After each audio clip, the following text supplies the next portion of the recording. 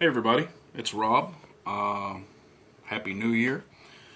I am here today with a review of the Destroyer of Worlds cinematic scenario for the Alien role-playing game.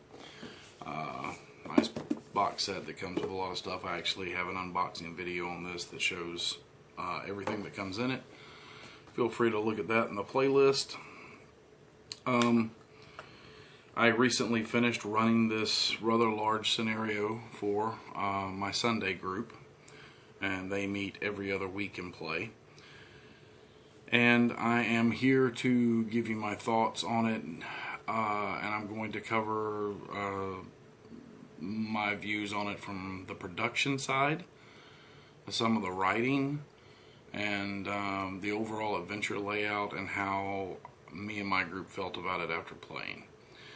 First, I'm going to open with something else.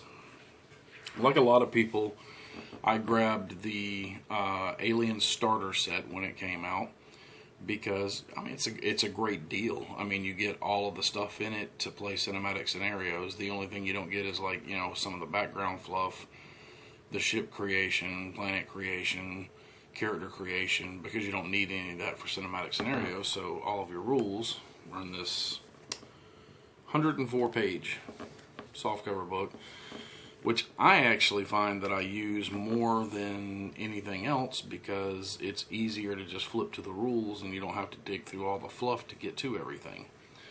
I initially wasn't going to get it just because pretty much everything that came in it was stuff that came out in the original release: the dice, the card deck, the map and map and marker set, the Chariot of the Gods adventure, and of course the rule book, which, you know, I have all of that up there. I have the big rule book,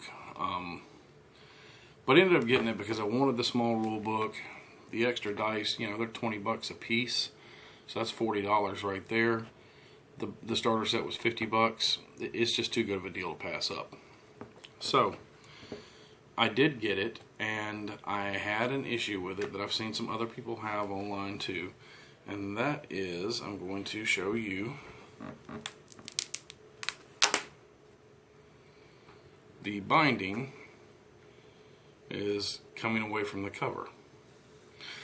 This happened after one use, and what this tells me is they just, you know, they went cheap and used a cheap binding glue for a perfect bound book like this. You can get much better glue to perfect bind books. Palladium has been doing it for years, and in general their books don't fall apart. So I contacted Free League on Facebook initially and just showed it to them, and I was like, you know, I sent them pictures of this, and I'm like, look, this has happened after one use. Not really complaining, just wanting to make sure that this comes to your attention because you guys may want to redo or rethink whoever is binding your books, because this is not fantastic that happened. Wasn't a huge deal for me because I intend to get this, go to like Kinko's and get this spiral bound, and it'll lay flat when I do. But I wanted to touch base with them and let them know. And I want to give them a shout out because I think Free League is a phenomenal company anyway. But when they saw what had happened to my book, they responded to my message and asked me for my mailing address again and said they would send me another book out. They were very sorry it happened. And I gave them the mailing address, expecting to get another book. I didn't. What I got was an entirely brand new starter set. They just shipped me a whole nother one. Granted, the book in it's going to have the same problem because all these books were glued and put together at the same place. But I got extra dice. I got extra copies of adventures and maps and all kind of stuff because they sent me that. So, you know, I can't really complain. I just wanted to take a moment to give them a shout out for being a fantastic company and actually caring that I had a problem with one of their products. And the extra stuff, you know, flowed out to my group. I didn't need extra dice. I already had the dice. So, you know, I have a player who didn't have the dice, so I gave him the dice. You know, it's paying it forward, basically. But I wanted to make sure I took a moment to give them props for being a great company and for caring that their product wasn't fantastic. Again, however, if you have this problem with the book, I think it costs like 10, maybe 10, 15 bucks total. You can get it spiral bound really nicely at Kinko's. It'll last for years. You'll be able to lay the book flat on the table because it'll be spiral bound. That's what I would suggest doing with it. It won't really fit back in the box at that point, but this one I don't keep in the box anyway. This one is pretty much, I just keep it on the table right here where I have access to it all the time because I'm constantly having ideas for things for the Alien game. Clearly I like aliens, so excuse me. So let's move on. I am here to review Destroyer of Worlds. Now, before I start, let me be clear. I have run several Alien scenarios, some that I have written, and everything that they have put out. Hope's Last Day, Chariot of the Gods, Destroyer of Worlds. And other than Destroyer of Worlds, the other two cinematic scenarios, Hope's Last Day and Chariot of Gods, I have run multiple times. In fact, at the time of this filming, I think I'm finishing up my second or third run through Chariot of the Gods tonight. And other than a couple little placement hiccups here and there, they have been phenomenal games. I've loved both of them. I actually need to sit down and do reviews on them because I think they're really, really good scenarios. Excuse me.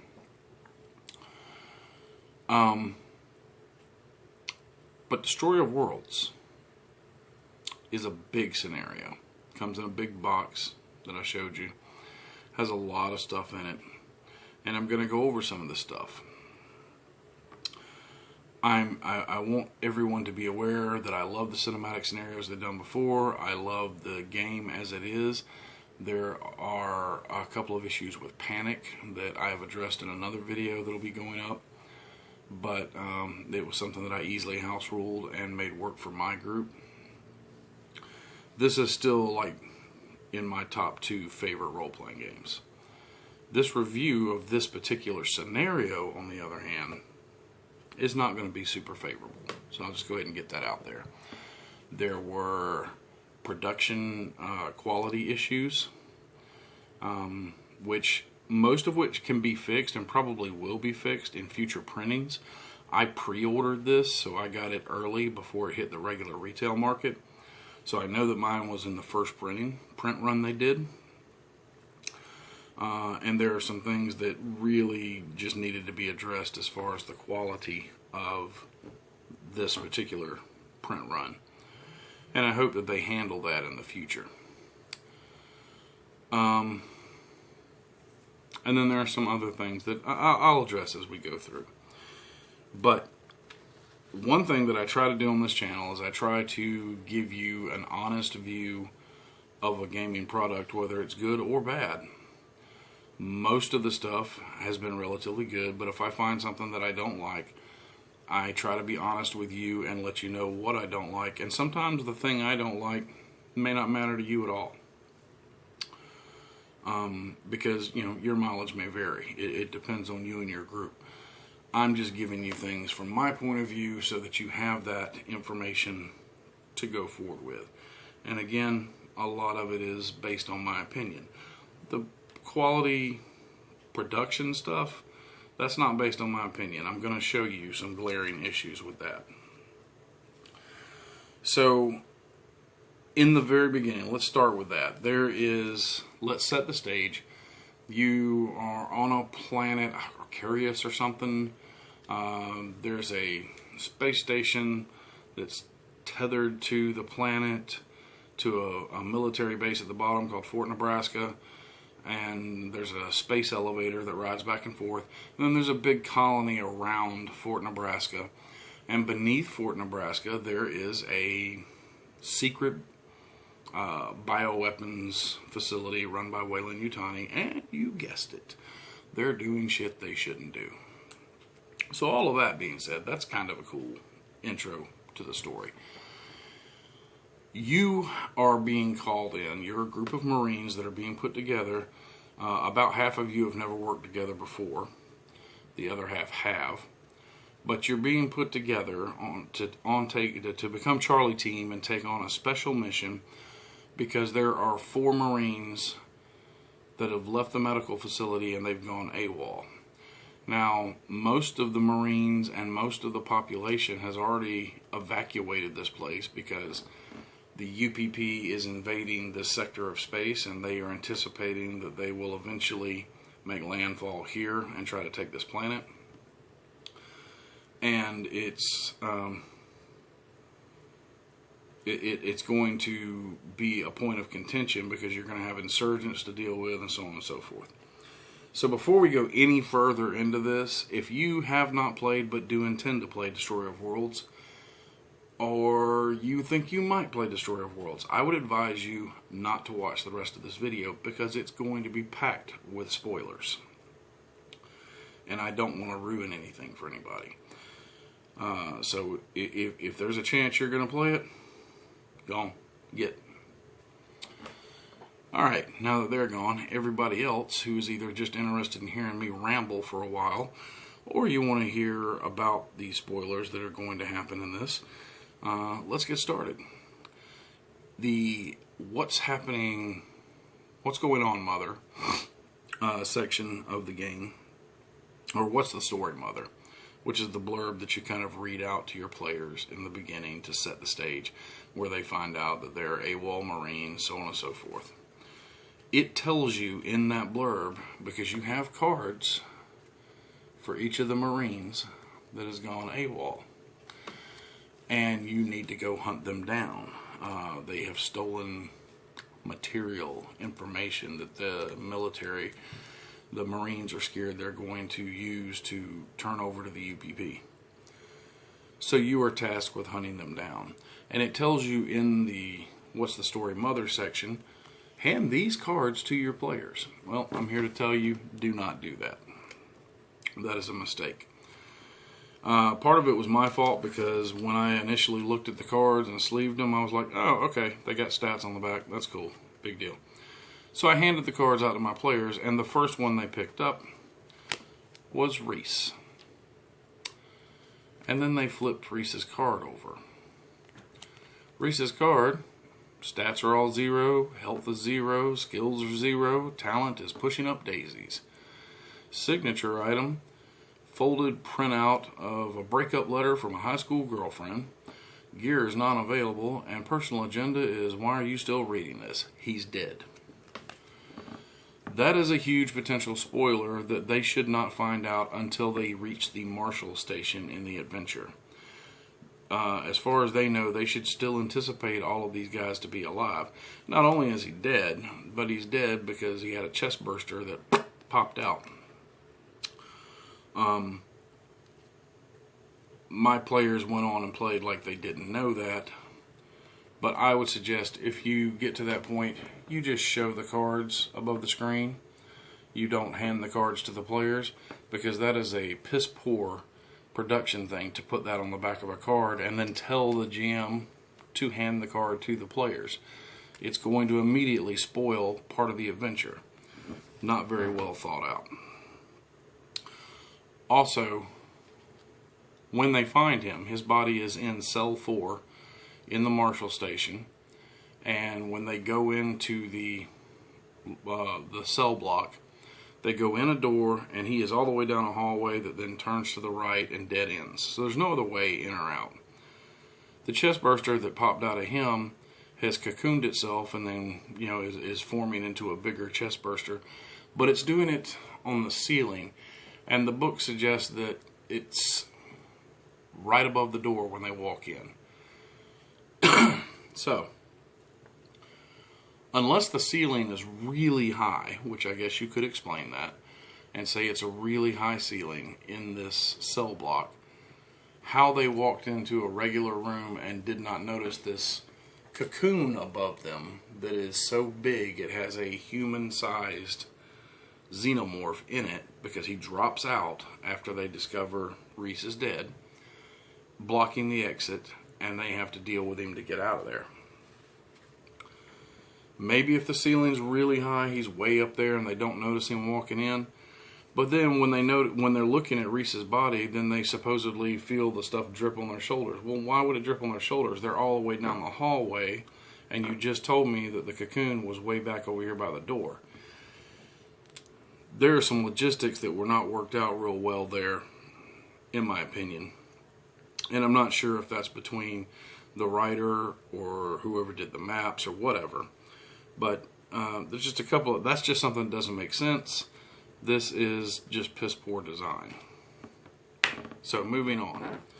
I have notes here, so I'm going to be going over stuff. So Zeminski, I don't know. My group and most people online just call him Z-Man. This is one of the hardest names in the game to pronounce. We got these nice big character sheets with this adventure. And that's another thing about the starter set. The starter set has the same thing for the Chariot of the Gods, which we didn't get with the original release, but these are really nice. Instead of a little card, we get a full-size sheet and then a filled-out character sheet on the back. So, none of the other ones have this. This is just Zeminski, or Zeminski. On the front, it lists his signature item as a worn leather belt with a carbon steel self-defense auto-to-hook splice buckle, which makes a concealed knife. And this guy's all about his belt, and we'll get to that in a little bit. However, on the back of his sheet, it lists his signature item for this private as an access key card. To what? No idea. I can't find anything in the adventure that explains what his access key card is to. If it's something high level, why does this private have it? That doesn't make sense. But it's the only one where all the rest of them, they list their signature item on the front, it matches on the back. This one doesn't, and there's no explanation. Maybe that's just a glaring oversight and something that they can fix in a future printing. I don't know. We'll see. But that is something to be aware of. Since I did the pre-order, I got the PDF, and I was able to like screen cap stuff from the PDF and send out to my players ahead of time, like the character sheets, to give them an idea of who they might want to play. There is also a problem with Chaplain, who is an android, open and not hidden. He's an open android who is a bishop model. However, at the beginning of the game, he is not himself. Chaplain has been hacked by a enemy android named Jael, something like that, who is back in the base, and she's using him to do her dirty work. He doesn't gain his normal personality back until Act 2, because at the end of Act 1, the UPP begin their planetary bombardment and invasion. The base gets hit really hard, power goes down, he breaks free and comes back to being himself. In our game, the fact that he had done nefarious stuff under her before it could even get explained got him killed. But that was just in my game.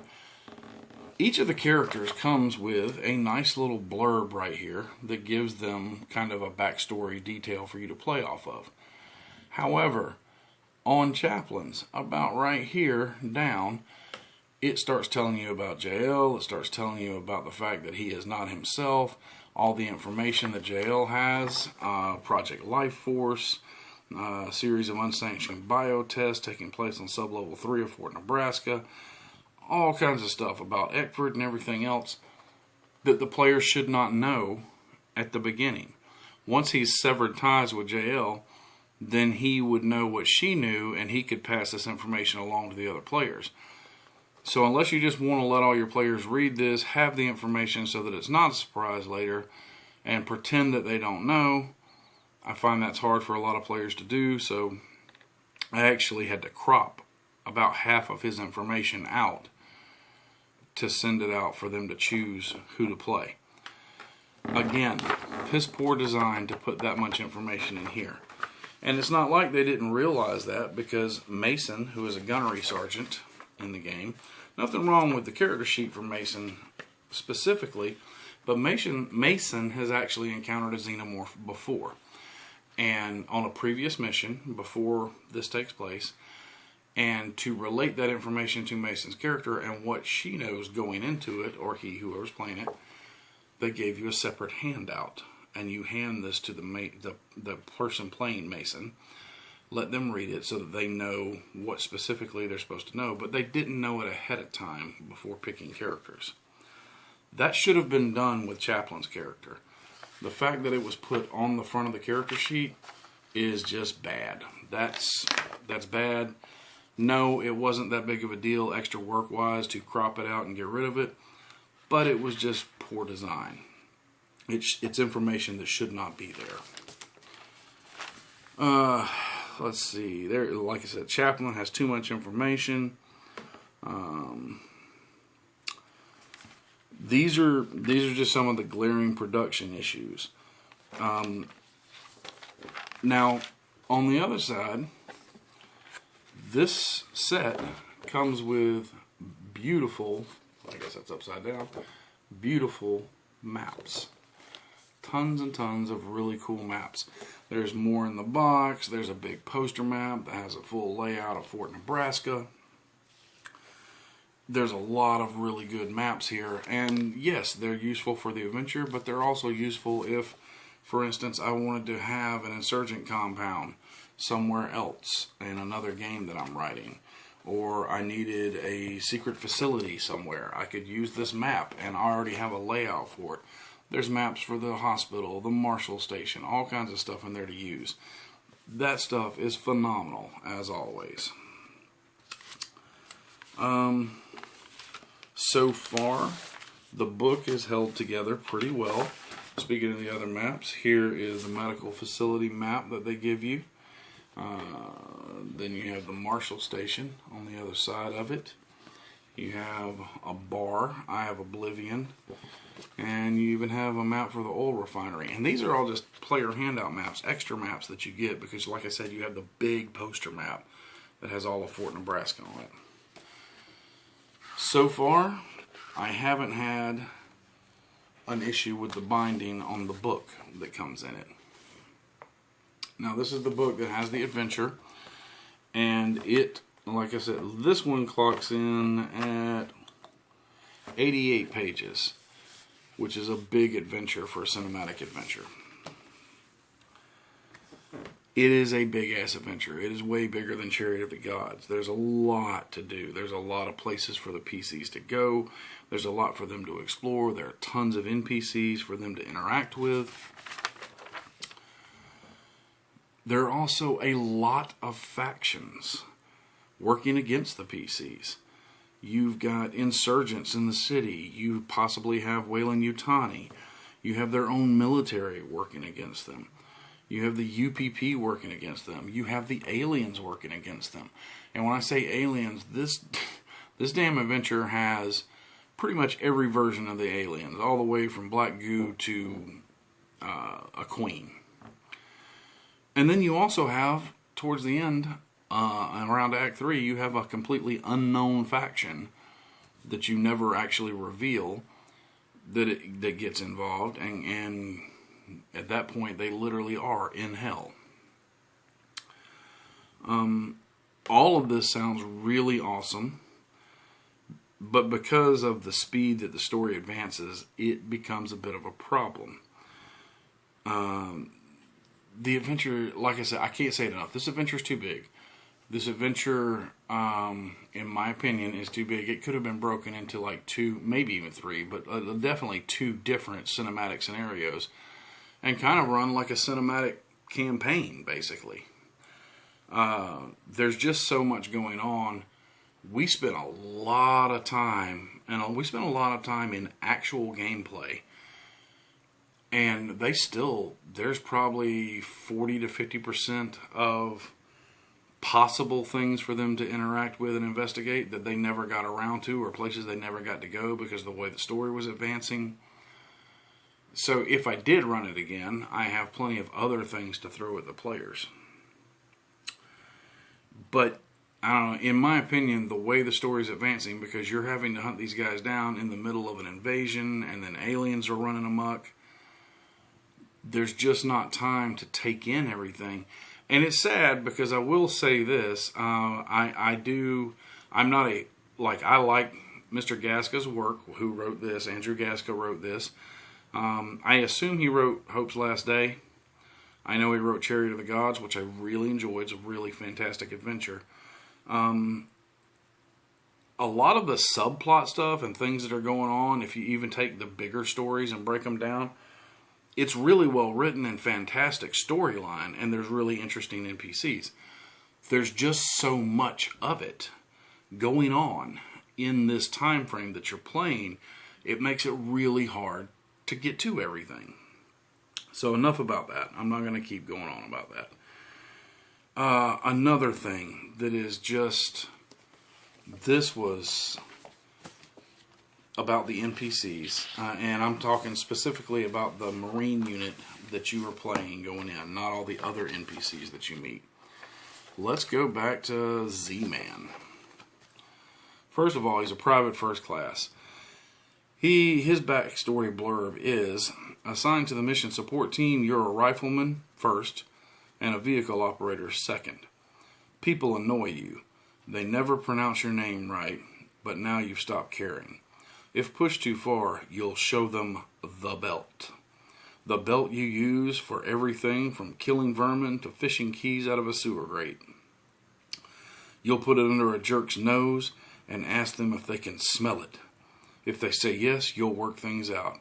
If they can't respect the belt, however, you'll beat them with it.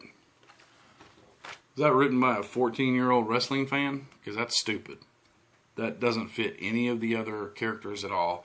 All the other characters have viable backstories, but that is just dumb as shit.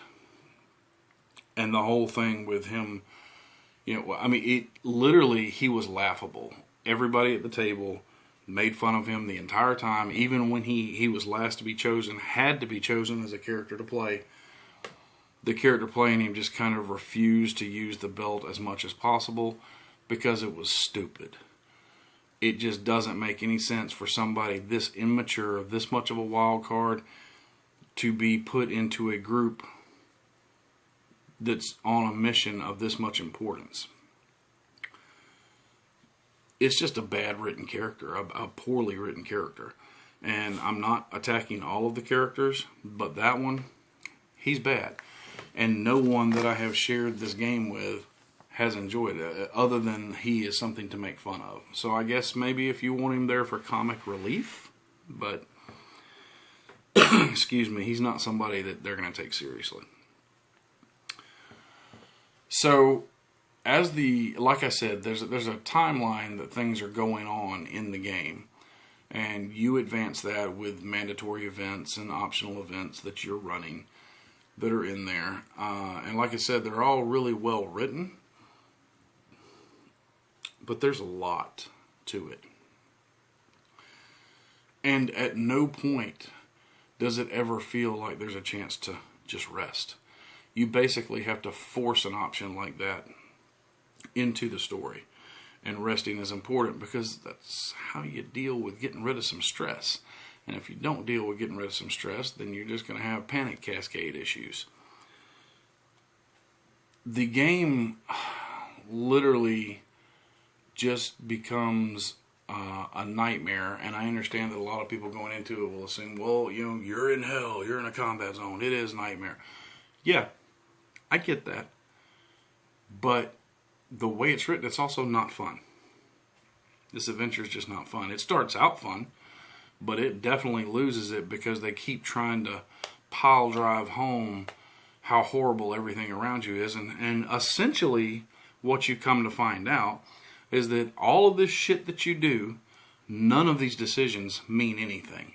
Because the entire game, as far as surviving, because at some point the military structure breaks down, it's every man for himself, and you guys just want to get the hell off this planet. So at that point, it all becomes about survival. Your objective is to get off this planet, if possible. Well, the entire campaign basically comes down to one roll at the end where you have to try to spacewalk or remote pilot an escape vessel over to get on board and get away. None of the other stuff really mattered. We found that you constantly, more and more and more through the game, get presented with, there's this option or this option. And it doesn't matter which way you go, because it's going to be horrible death or horrible death. Like there's a point where you have to crawl through elevator shafts or tunnels. They use the exact same chart. You have a 1 in 6 chance of that place being clear that you crawl through. Otherwise, it's soaked in radiation, there's aliens in there, there's an uncontrollable fire, and it's just constant. There's a place where there's a level that's flooded with radiation. There's no hazmat suits around. The hazmat suits are on the other side of it, so you'd have to walk through it. So I had to place hazmat suits in the correct spot so that my players could get to the hazmat suits to go do the thing they had to go do in there, which was resetting the reactor. So I'm not just going to drone on and on about it. I am going to tell you that at the end of the day, we sat around and we talked about it after the game. My players hated it. I hated it from about the third session. It's hot garbage. Some of the stuff that comes in the box is cool because you can reuse it in other games that you write. But the story, number one, the size and scope of the story is just too damn big. And the intense feeling of hopelessness. And the fact that everything just comes down to one die roll at the end of this entire big-ass thing. One of my players described it as, well, this is Tomb of Annihilation for Alien. Another one of my players said, you know, when we got down to the point where we had to do this or do this, and this is in the third act, he was like, beginning of the third act, he was like, you know, at that point, I just stopped caring because I quit having fun. He's like, I'm not even having fun. There's no chance for us to do anything heroic or to have a really good time. It's just constantly pound, pound, pound, pound, pound, and hurt the characters. And there's no fun to it. I understand it's a horror game. I understand that very much. It's also supposed to be a little more action because this is based on the Marines, not space truckers or colonists. But yeah, I have to say, at the end of the day, I did not enjoy the campaign or the adventure. My players did not enjoy it. I had thought about running this again for one of my other groups, my weekly group, to see how they liked it. But after running all the way through the adventure, I have firmly decided that I will never run Destroyer of Worlds again. It's a dumpster fire. There is stuff here, characters and maps that, can, like I said, can be salvaged for other things. But it was a $30 purchase that I'm sorry I made. I still would have bought it because I buy everything Alien, but I just want you to know my opinion on it. This is not based on the entire game in of itself, just this particular scenario. I would give this a 3 out of 10. It's just not good. I'm very sorry. I hope that the Colonial Marine book that is coming out soon will be great and maybe make up for some of this. I hate to start the year out on a bad note, but that's my review and it's my honest opinion. It's a trash fire, and honestly, I don't recommend picking it up unless you're like me and just a completionist. Until next week, good gaming and good luck.